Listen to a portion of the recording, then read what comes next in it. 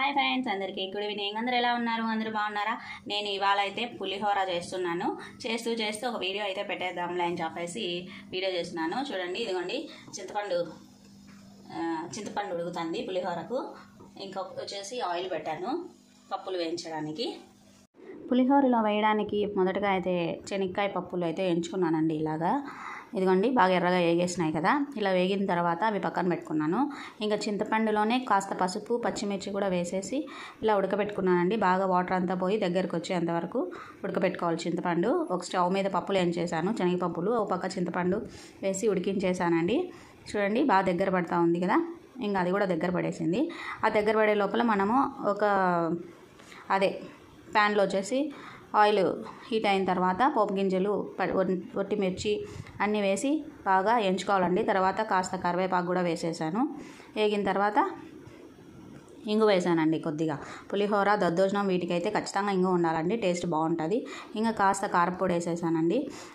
Already చింతపండులో పచ్చిమిర్చి, పసుపు వేసేసాం కాబట్టి దీంట్లో వేయలేదు. ఇంకా కొద్దిగా ఇన్స్టెంట్ పులిహోర పొడి ఉంటుంది కదా, పులిహోర పొడి, అది నేను బయట కొనుక్కొచ్చినది కొద్దిగా వేసేసి బాగా తర్వాత పెట్టి చింతపండు కూడా దగ్గర అయిందండి. ఫ్రెండ్స్, ముందుగా అయితే రైస్, ఇందాక ఉడకబెట్టుకున్న చింతపండు, పోపు, శనగగింజలు అన్నీ తీసుకొని రెడీ అయితే పెట్టుకున్నానండి. ఇంక అన్నీ కలుపుదామని చెప్పేసి కూర్చున్నాను. ఇదిగోండి చింతపండు, చూడండి చింతపండు కూడా బాగా ఉడికించేసుకున్నాను. అందులోనే పసుపు, పచ్చిమిర్చి కూడా వేసుకున్నాను, ఉప్పు. ఇంక ఇది వచ్చేసి పోపు అండి, ఇందాక వేసాను కదా ఆ పోపు అనమాట. అన్నీ రెడీ చేసి పెట్టుకున్నాను. ఇవి పల్లీలు కొద్దిగానే తీసుకున్నామండి, ఇంట్లో తినే వరకు మాత్రమే చేశాను.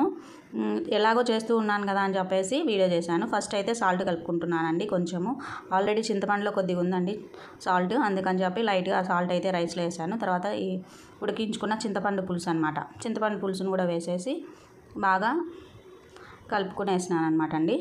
చూడండి, బాగా రైస్కి అంతా బాగా అప్లై అవ్వాలి. ఎక్కడా కానీ వైట్ రైస్ కనిపించకూడదు. మొత్తం చింతపండు పులుసుతో బాగా కలుపుకోవాలన్నమాట. నేను బాగా కలిపేసాను అనమాట కూర్చొని. కొంచెం ఓపికగా చేసుకుంటే పులిహోర మాత్రం చాలా టేస్టీగా ఉంటుందండి. ఈజీగా కూడా చేసుకునేయచ్చు. కాకపోతే నేను లాంగ్ వీడియో పెడదాంలే ఈరోజు, ఎలాగో చేస్తూ ఉన్నాను కదా అని చెప్పేసి వీడియో చేశాను. పూర్తిగా చూడండి వీడియోను, స్కిప్ చేయకుండా. మీరు కూడా ఇలానే చేస్తారండి పులిహోర?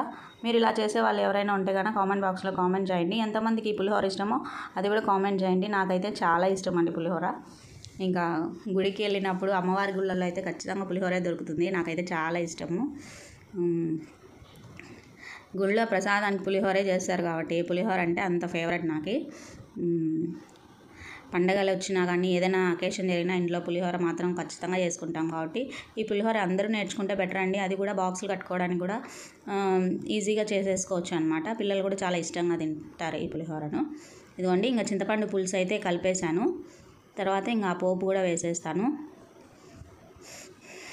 ఈ హీట్కి అయితే స్టవ్ మీద నుంచి దించినట్లు అట్లే కాలుతానే ఉన్నాయండి. చల్లారడం అనేదంట కొంచెం స్లో ప్రాసెస్ జరుగుతుంది. అందుకని చెప్పి నేను బట్టతోనే తీసుకునేసి అలా పోపు కూడా వేసి ఇంకా కలిపేస్తున్నాను. ఇంకా పోపు కూడా బాగా దాంట్లోనే ఇంగువ అన్నీ కూడా వేసేసానండి. కొద్దిగా మిరప్పొడి కూడా వేసేసాను. టేస్ట్ అయితే చాలా బాగా వస్తుంది ఇట్లాగైనా చేసుకుంటే. నేను చేసిన పులిహోర ప్రాసెస్ మీకు నచ్చినట్లయితే మీరు కూడా ఇంట్లో ఒకసారి ట్రై చేయండి, చాలా టేస్టీగా ఉంటుంది.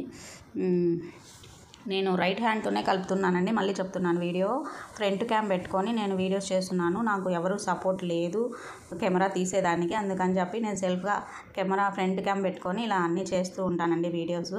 అందుకే right hand left hand right hand లాగా కనిపిస్తూ ఉంటుంది మీకు, ఏమనుకోవద్దండి. ఇదిగోండి, అన్నీ వేసేసాను, పల్లీలు కూడా వేసేసాను, పోపు వేసేసాను, అన్నీ వేసేసి ఇంకా కలిపేసానండి. పులిహోర అయితే రెడీ అయిపోయింది.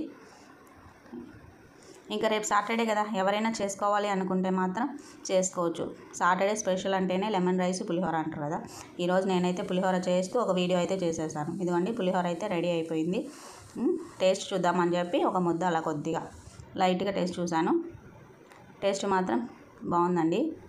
ఇదిగో పులిహోర అయితే రెడీ అయిపోయిందండి. టేస్ట్ చాలా బాగా వచ్చింది. మీరు కూడా ఇంట్లో ఒకసారి ట్రై చేసి చూడండి. నా వీడియో మీకు నచ్చినట్లయితే నేను చేసిన విధము మీరు కూడా ఇంట్లో పులిహోర అయితే ట్రై చేయండి. వేడి పులిహోర అయితే రెడీ అయిపోయిందండి. చూడండి, బాగుంది కదా.